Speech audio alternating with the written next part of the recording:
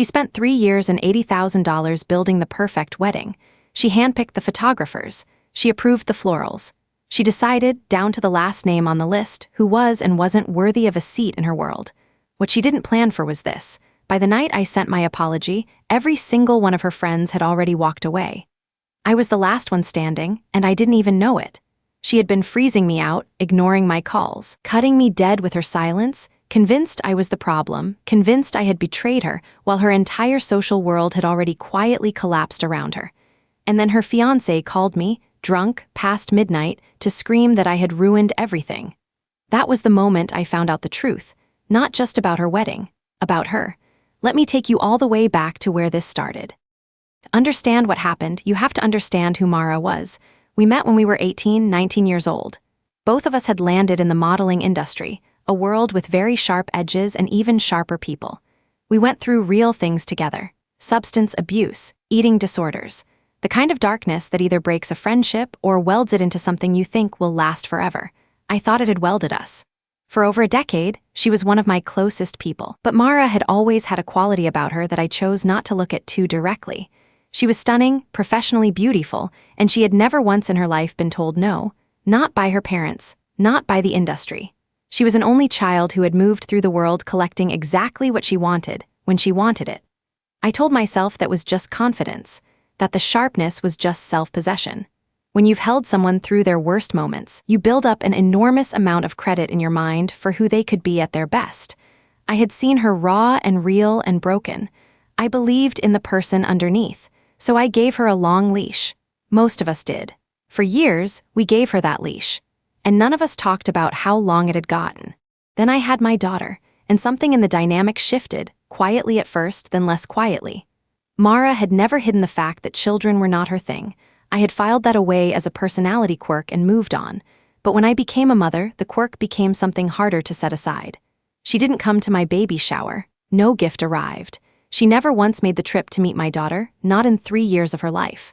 Not a visit, not a video call, not a birthday card. She didn't even like photos of her on social media. Each of these things individually you could explain away. Together they told a story, and then came the wedding announcement.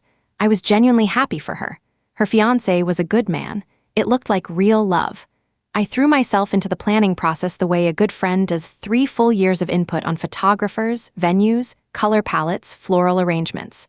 I was all in. But somewhere in the middle of all that planning, a particular conversation kept surfacing. Mara would call, and she would vent viciously about anyone who had the nerve to question her child-free policy.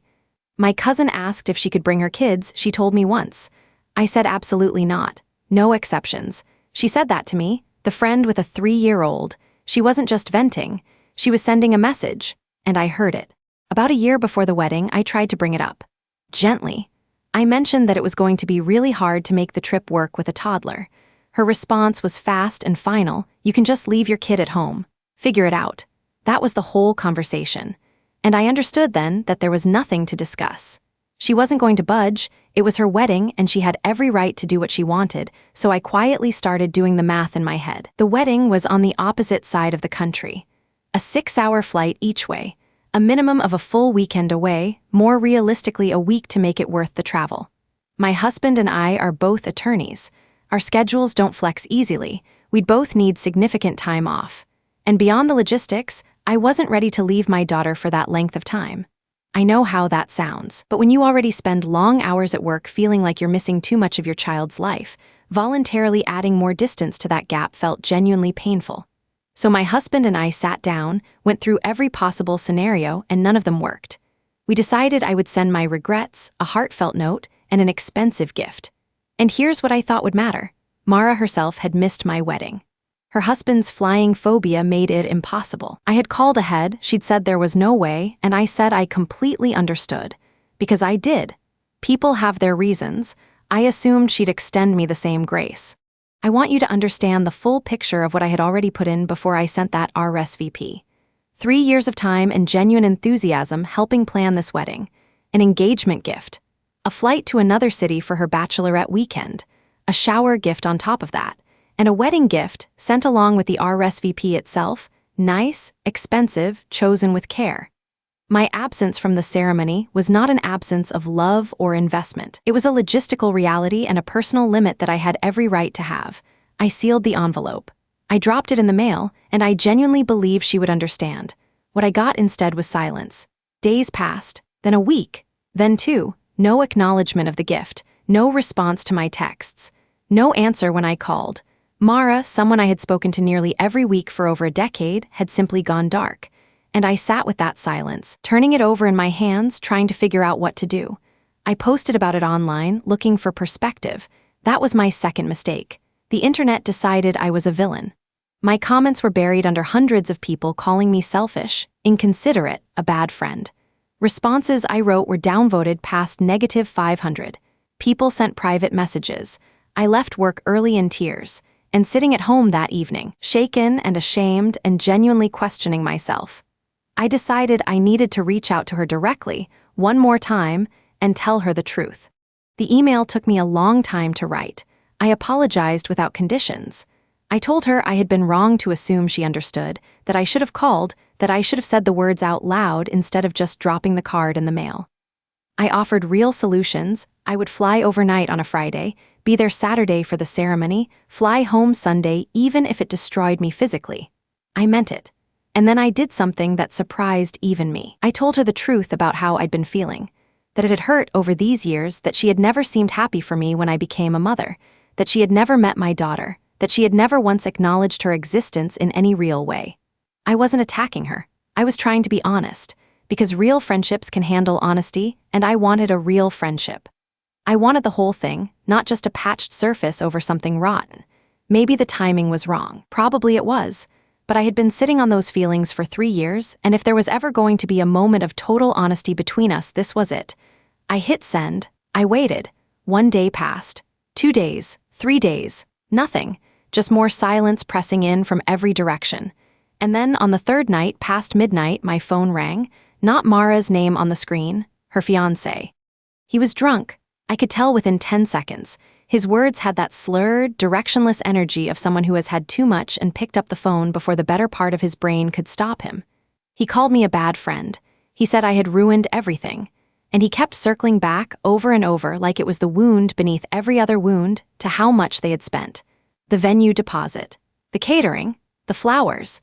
Do you have any idea what this wedding cost? As though my attendance was owed because the price tag was high enough. I let him talk. I stayed on the line. I didn't argue because there was nothing to argue. He was a man watching something important come apart, and he needed somewhere to put his anger, and I was the only person left who was still picking up. And then, somewhere between the accusations, something slipped out. He said I wasn't the only one who had bailed on the wedding. He said things had gotten very bad, that Mara had had a falling out with her entire friend group. Not one person, not two, all of them. Every single one of her local friends had made the decision not to attend, some had ended the friendships entirely. The reasons? Comments she had made, about people's weight, about not knowing how to be around people who made her uncomfortable, her behavior over the course of planning this wedding. They had all quietly decided, one by one, they had simply walked. And I, the long-distance friend, the one who had been helping plan this thing for 3 years, I was the last one she had left. Let that land for a moment. While Mara had been giving me the silent treatment, while she had been performing wounded dignity, cutting me out, letting me believe I was the problem, her entire inner circle had already collapsed. The women who were supposed to be standing beside her at the altar. The people she had known for years. Gone, not because of anything I did. Because of who she had chosen to be, over and over, in small moments and large ones, until the accumulation became too heavy to carry, and she hadn't told me any of it. She had let me believe the silent treatment was about principle, that she was a bride with standards, holding her line. When the truth was something far more fragile, she was terrified and alone, and I was the last thread in a fabric that had already unraveled. The groom wasn't calling to punish me. He was calling because they were drowning, because the dream they had spent $80,000 building had become a monument to isolation, and they were standing inside it looking out at all the empty chairs. I had been so focused on my own guilt, the apology I owed, the conversation I should have had earlier, the way I could have handled it better, that I had completely missed what was actually happening. This wasn't about my RSVP. My RSVP was just the last domino in a line that had started falling long, before I ever sealed that envelope. Here's what I want you to understand about what Mara built and what she lost. For years, she had treated people as background, as props in the architecture of her life. People who had too many children, too much weight, too much inconvenience attached to them were problems to be managed, not human beings to be loved. She made comments that landed like small weapons. She set standards that weren't about elegance, they were about control. And the people around her, friends who had known her for years, who had cared for her, who had built genuine history with her, they noticed. Not loudly. There was no confrontation, no dramatic exit. They just quietly stepped back. One by one, they looked at the ledger of the friendship and decided that what they were getting back did not justify what they were putting in. They moved on.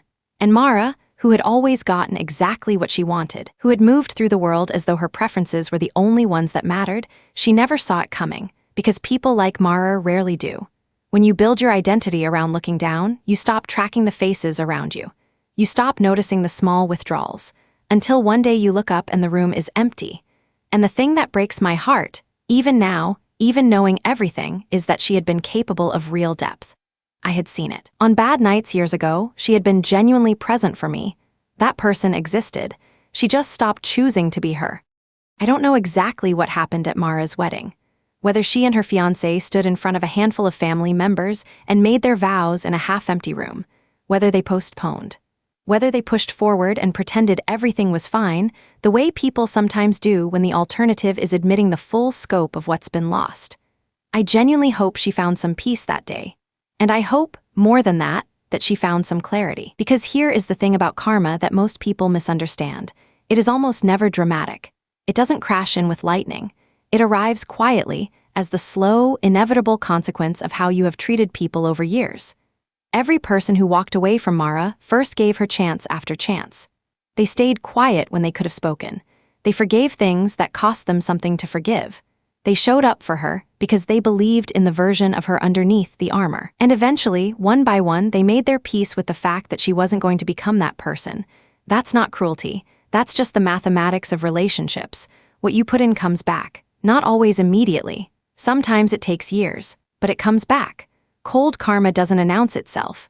It doesn't send a warning. It just shows up one day as an empty chair. As a reception hall full of perfect flower arrangements and no one to sit beneath them. As a midnight phone call from a drunk groom running out of people to blame. As for me and Mara, that friendship is over. I waited to hear from her. She never reached back out, and after everything I'd learned, I stopped waiting. Not in anger, not with satisfaction, just with the quiet grief of putting something down that had become too heavy to carry. We had 10 years of real history.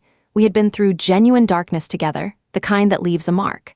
I don't erase that, but I also can't pretend that the person I knew at 19, raw and real and fighting to survive, had grown into someone I recognized anymore.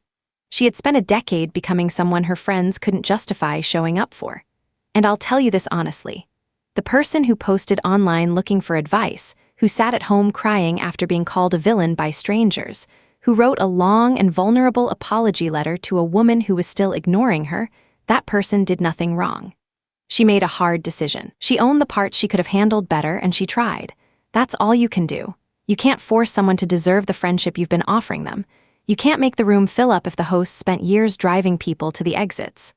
Cold karma doesn't need your help. It just needs time. If this story resonated with you, if you've ever been the last person standing for someone who didn't deserve it, hit the like button, drop a comment below, and subscribe. We're here every day with stories of justice, accountability, and the quiet, inevitable math of karma.